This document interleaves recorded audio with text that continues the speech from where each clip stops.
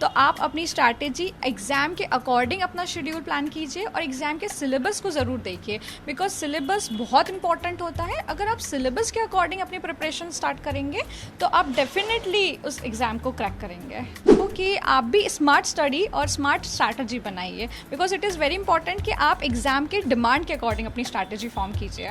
तो इस बार यही हुआ, तो आप अपनी प्रिपरेशन, अपना हार्डवर्क कंटिन्यू करिए, ट्रस्ट रखिए और फेथ रखिए अपनी प्रिपरेशन पे, आप डेफिनेटली सक्सेस को अचीव करेंगे। बहुत ज़्यादा गर्व महसूस हो रहा है। नहीं, वो गलत बात है, बच्चियों को आगे पढ़ाना चाहिए, अपने बल पे खड़े हों बच्चियों, तो मतलब बहुत गर्व होता है अपने आप को। आज जैसे मुझे गर्व है कि आज मेरी बच्ची डिप्टी कलेक्टर है। I know she is going to become an IAS officer for sure. तो MPPSC ने 2021 मुख्य परीक्षा के परिणाम घोषित कर दिए हैं और ऐसे में हमारे सामने 87% अभ्यर्थी जो है उनका रिजल्ट आ चुका है।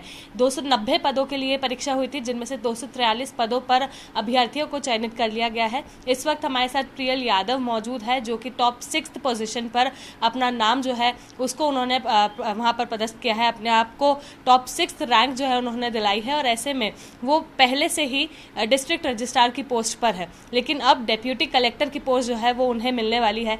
क्या कहेंगे इसे लेकर, किस तरह से उन्होंने अपनी जर्नी पूरी की है, ये बताने के लिए वो खुद इस वक्त IBC 24 पर मौजूद है। प्रियल, बहुत बहुत शुभकामनाएं। IBC 24 के पूरे परिवार की तरफ से आपको बहुत सारी ढेरों शुभकामनाएं। और ये जानेंगे हम सबसे पहले कि कैसे आपने ये पद हासिल किया, क्योंकि आप पहले से ही एक डिस्ट्रिक्ट रजिस्ट्रार के पद पर हैं, उसके बाद डिप्टी कलेक्टर का पद भी आपको मिलना एक बहुत बड़ी बात है। Thank you so much. ये रिज़ल्ट बहुत अवेटेड था, स्पेशली मेरे पेरेंट्स, मेरी पूरी फैमिली को। ये मेरा 3rd अटैम्प्ट था 2021 का, जिसमें मुझे डिप्यूटी कलेक्टर की पोस्ट मिली और रैंक 6। अपार्ट फ्रॉम दिस मैं अभी प्रेजेंटली इंदौर में डिस्ट्रिक्ट रजिस्ट्रार की पोस्ट पर पोस्टेड हूँ as a officer in trainee, और मुझे 2020 में भी असिस्टेंट कमिश्नर कोऑपरेटिव की पोस्ट मिली थी। पर एक मन में था कि टॉप रैंक हासिल करनी है, तो इसी के साथ मैंने पोस्ट के साथ ही अपनी पढ़ाई को कंटिन्यू करा था। दिन में मेरा जॉब रहता था और शाम को मैं इसी की प्रिपरेशन करती थी। और अभी मेरा लास्ट मंथ अप्रैल में ही इंटरव्यू था और इंटरव्यू अच्छा गया था। एक्सपेक्टेड था कि पोस्ट आएगी, पर रैंक आएगी ये एक्सपेक्टेड नहीं था। बहुत सारे ऐसे अभ्यर्थी इस वक्त आपको देख रहे होंगे जो लोग इस परीक्षा में ज़रूर बैठे, लेकिन वो पद हासिल नहीं कर पाए, अपनी जगह जो है इन अभ्यर्थियों की सूची में नहीं बना पाए। लेकिन आप एक पद पर होते हुए इस एक और पद को आपने हासिल किया है, वो भी रैंक के साथ, मेरिट के साथ, क्या कहेंगे? जी डेफिनेटली।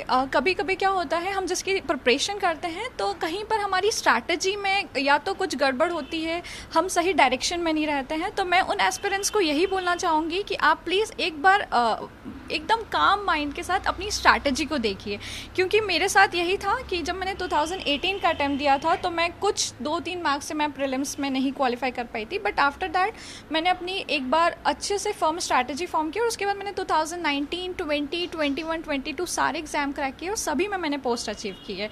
तो आप अपनी स्ट्रैटेजी एग्जाम के अकॉर्डिंग अपना शेड्यूल प्लान कीजिए और एग्जाम के सिलेबस को ज़रूर देखिए, बिकॉज सिलेबस बहुत इंपॉर्टेंट होता है। अगर आप सिलेबस के अकॉर्डिंग अपनी प्रिपरेशन स्टार्ट करेंगे तो आप डेफिनेटली उस एग्ज़ाम को क्रैक करेंगे।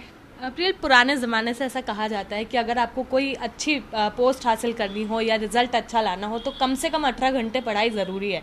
तो आपने, मुझे नहीं लगता कि 18 घंटे पढ़ाई कर पाए होंगे, क्योंकि आप एक पोस्ट पर भी हैं, आपने अपनी जॉब भी की, साथ ही में पढ़ाई की। तो ऐसे में क्या कहेंगे, ये कहावत कहाँ तक सच है? क्या ये ज़रूरी है 18 घंटे पढ़ाई करना? देखिए, ये पर्सन टू पर्सन वेरी होता है, बट जिस हिसाब से भी ट्रेंड चेंज हो रहा है तो आप थोड़ा सा एक स्मार्ट वर्क की तरफ भी जा सकते हैं। मैंने 17-18 घंटे पढ़ाई बिल्कुल नहीं कर पाई थी, क्योंकि मैं ऑलरेडी पोस्ट पे थी और ये टाइम मैं नहीं निकाल पाती थी।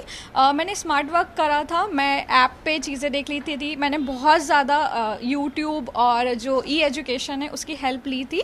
और आप भी, मैं यही बोलना चाहती हूँ सारे एस्पिरेंट्स को कि आप भी स्मार्ट स्टडी और स्मार्ट स्ट्रैटेजी बनाइए, because it is very important कि आप एग्जाम के डिमांड के अकॉर्डिंग अपनी स्ट्रैटेजी फॉर्म कीजिए। रियल कोचिंग की थी या सेल्फ स्टडी से ही हमने पूरी पढ़ाई की है? जी, आफ्टर इंजीनियरिंग, क्योंकि मेरा इंजीनियरिंग बैकग्राउंड था और सिविल सर्विसेज से मेरी फैमिली में भी कोई भी नहीं रहा है, तो थोड़ा सा मैंने सिविल सर्विसेज के एक स्टार्टिंग की स्ट्रैटेजी जानने के लिए मैंने इंदौर में ही कोचिंग ज्वाइन की थी। अराउंड 4 to 5 मंथ्स में कोचिंग गई थी, बट आफ्टर दैट मैंने पूरा अपना सेल्फ स्टडी से ही कंटिन्यू करा और सेल्फ स्टडी से ही एग्जाम क्रैक किए। जो अभ्यर्थी इस वक्त आपको देख रहे हैं, जो पोस्ट हासिल नहीं कर पाए या फिर अभी आने वाले समय में परीक्षा देने वाले हैं, उन लोगों को क्या मैसेज देना चाहोगे? फर्स्ट ऑफ ऑल बिल्कुल भी निराश मत हुई, कॉन्फिडेंस रखिए, क्योंकि मेरा जब 2019 में रिजल्ट आया था मुझे डिस्ट्रिक्ट रजिस्ट्रार मिली थी और मेरी डिप्यूटी कलेक्टर सिर्फ 0.21 मार्क्स से वेटिंग बन गई थी। तो तब मैंने सोचा था कि बहुत मुश्किल होगा, क्योंकि 0.21 बहुत माइन्यूट सा डिफरेंस रहता है। पर मेरे पेरेंट्स ने, मेरी फैमिली और मेरे फ्रेंड्स ने मुझे इंकरेज करा कि नहीं, तुम वापस एग्जाम दो, तुम डेफिनेटली टॉप पोजीशन अचीव करोगे। तो इस बार यही हुआ। तो आप अपनी प्रिपरेशन, अपना हार्डवर्क कंटिन्यू करिए, ट्रस्ट रखिए और फेथ रखिए अपनी प्रिपरेशन पे, आप डेफिनेटली सक्सेस को अचीव करेंगे। आपके फैमिली से आपको किस तरह से सपोर्ट मिला है, क्योंकि फैमिली से सपोर्ट मिलना बहुत ज़रूरी है अगर हम कोई पढ़ाई करना चाहते हैं या आगे बढ़ना चाहते हैं? फैमिली मेरा बिगेस्ट सपोर्ट सिस्टम था। स्पेशली जो हमारी एग्ज़ाम थी वो कोरोना टाइम में हुई थी, और कोरोना टाइम जैसा कि सभी जानते हैं एक बहुत स्ट्रगलिंग फेस रहा है। मोस्ट इम्पॉर्टेंट जो मेरा एक स्ट्रॉन्ग पिलर था वो मेरा भाई था। वो मतलब कभी कभी मैं रोती भी थी कि क्या हो रहा है, मैंने सारे प्रीलिम्स मेंस क्वालिफाई करे हैं, इंटरव्यू कॉल भी आ चुके थे, इंटरव्यूज़ नहीं हो रहे थे, और बहुत सारे रिलेटिव्स, पहचान के लोग पूछने लग गए थे कि अब कब आएगा रिजल्ट, कितना वेट करोगे। तो वो स्टार्टिंग से ही सपोर्ट सिस्टम रहा था मेरे भाई का कि नहीं, तुम रैंक मारोगी और तुम निकालोगी। और मेरे फादर मदर भी बहुत सपोर्ट करा उन्होंने इस जर्नी में थ्रू आउट।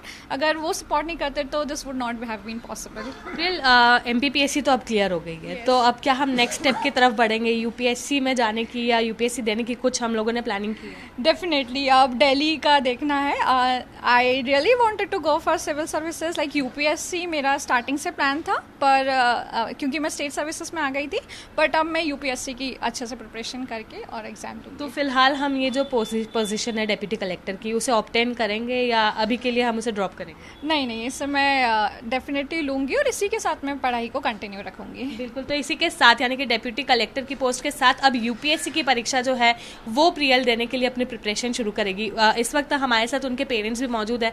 आंटी, कितनी खुशी है आपके चेहरे से ही खैर झलक रही है, क्योंकि बहुत इंतजार रहा होगा आपको 2021 के इस रिजल्ट का। बेटा बहुत खुशी हो रही है मुझे और हमारे सारे परिवार को ही। प्रियल बचपन से ही बहुत होशियार थी, उसका सपना था IAS बनने का, तो आज उसने ये पद हासिल किया और दिल से खुशी है मुझे।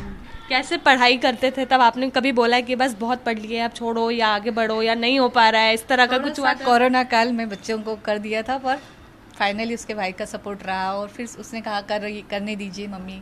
ठीक है, फिर मैंने कहा। अभी भी एक पोस्ट बड़ी उनके पास है, अब एक और बड़ी पोस्ट आ गई, कितना गर्व महसूस हो रहा है? बहुत ज़्यादा गर्व महसूस हो रहा है आज। क्या कहेंगे अंकल, कितनी खुशी है? वैसे भी पिता के साथ बेटी का एक अलग ही रिश्ता होता है। जब कोई बच्चा अपना मतलब इस पोस्ट पे आता है तो बड़ी खुशी होती है। और फिर ये तो शुरू से ही क्या, बचपन से इसको पढ़ाई का बड़ा शौक रहा। ये 5वीं से टॉपर रही है हमेशा, और आगे भी इसने अच्छा मतलब और बहुत अच्छी पढ़ाई के मामले में मुझको ना कभी बोलने की ज़रूरत नहीं पड़ी है, बस यही कहूँगा। अच्छा, पढ़ाई के लिए बोलने की जरूरत नहीं पड़ी, कभी ये बोलने की जरूरत पड़ी कि बहुत पढ़ लिया अभी बंद कर दो? हाँ, ये बोलना जरूर पड़ता था कि अब सो जा भाई, मैंने कहा अब पढ़ाई का बहुत हो गया। ये हमेशा इसको बोलना पड़ता है, रात में कब उठती थी कब पढ़ने लग जाती थी, ये तो इसका रूटीन रहा है। अंकल, कुछ पेरेंट्स अभी भी ऐसे हैं जो बच्चियों को यानी लड़कियों को पढ़ने से पीछे हटाते हैं, क्या कहेंगे, क्या मैसेज देंगे उन्हें? नहीं, वो गलत बात है। बच्चियों को आगे पढ़ाना चाहिए, अपने बल पे खड़े हों बच्चियों, तो मतलब बहुत गर्व होता है अपने आप को। आज जैसे मुझे गर्व है कि आज मेरी बच्ची डिप्टी कलेक्टर है, तो मुझे अपने आप में कितना गर्व होगा। आज कोई एक इंस्पेक्टर बनता है तो उसमें ही मतलब आदमी को गर्व होता है, तो मेरी बच्ची आज डिप्टी कलेक्टर, मुझे बहुत गर्व है मेरी बच्ची के ऊपर। क्या बात है, हर पिता को अपने बच्चे के ऊपर बहुत गर्व होता है, क्योंकि अगर इस तरह की परीक्षा के परिणाम आते हैं तो सभी बड़े खुश होते हैं, और उसका एक बड़ा श्रेय आपको दिया जा रहा है। आप उनके भाई हैं, ऐसे में प्रियल का कहना है कि आप एक सपोर्ट सिस्टम के तौर पर उनके साथ रहे। यस मैम, हम बचपन से देखा है बहुत हार्ड वर्किंग है सिस्टर, और नेवर गिव अप एटीट्यूड है हमेशा। तो दिखता था कि मैम सपोर्ट करना है मैम, बिकॉज आई नो कि she is going to become something big, so इसलिए। और मैम पहला एग्जाम निकाला, सेकंड निकाला, थर्ड निकाला, तो पता था मैम निकालते जाएंगे, और I know she is going to become an IAS officer for sure.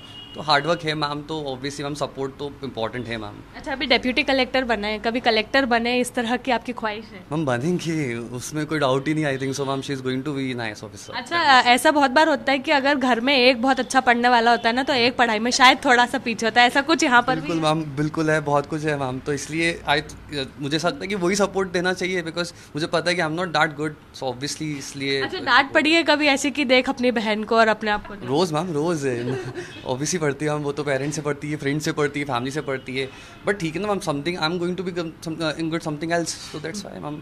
दीदी इसमें अच्छी हैं तो वो पढ़ाई अच्छी कर रही हैं। खुशी है? यस मैम, बहुत ज़्यादा खुशी है मैम। Every day ma'am. बिल्कुल, तो खुशी कितनी है सभी के चेहरों पर आप देख सकते हैं। और प्रियल ने तीसरी बार में ये अटेम्प्ट जो है वो दिया था और ऐसे में अपना एक बहुत बड़ा पद जो है वो हासिल किया है डिप्टी कलेक्टर का। तो यही मैसेज है इससे कि एक बार अगर आप सिलेक्ट नहीं होते, 2 बार सिलेक्ट नहीं होते तो उससे निराश ना हो, क्योंकि अगर आप अच्छे से मेहनत करेंगे और डट कर मेहनत करेंगे तो आप जो चाहते हैं वो ज़रूर हासिल कर पाएंगे। कैमरामैन संतोष जटवन के साथ निहारिका शर्मा, IBC 24 इंदौर।